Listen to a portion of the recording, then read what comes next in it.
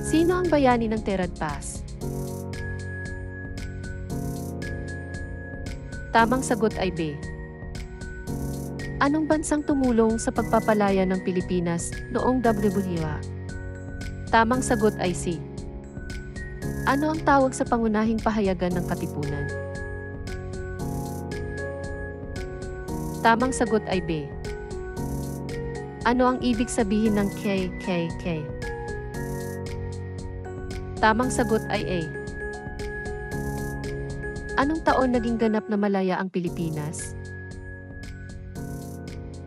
Tamang sagot ay B. Sino ang may akda ng No Limit Tanger? Tamang sagot ay C. Sino ang unang babaeng pangulo ng Pilipinas?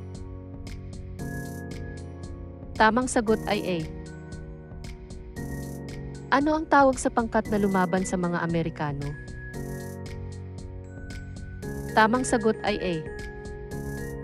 Sino ang pinakabatang general ng Pilipinas? Tamang sagot ay C. Ano ang tawag sa bandila ng Pilipinas noong Rebolusyon?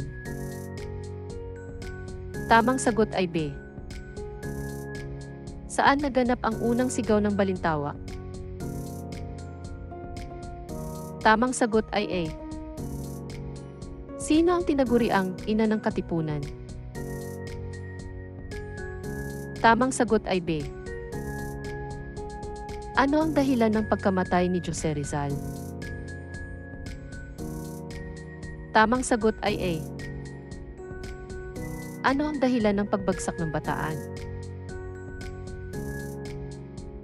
Tamang sagot ay B. Saan lumapag ang mga Amerikano sa Leyte?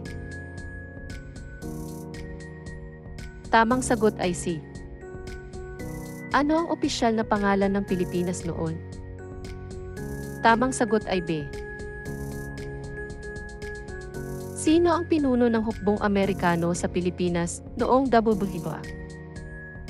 Tamang sagot ay A. Ano ang tawag sa lihim na pulong ng Katipunan? Tamang sagot ay B. Anong dokumento ang pumalit sa 1,935 konstitusyon? Tamang sagot ay A. Saan ipinadala si Rizal bago siya binitay? Tamang sagot ay B. Sino ang unang Pilipinong nagwagi sa labanan sa Pasong Terad? Tamang sagot ay C. Ano ang pinakamahalagang ambag ng 1,877 biyak na bato? Tamang sagot ay C.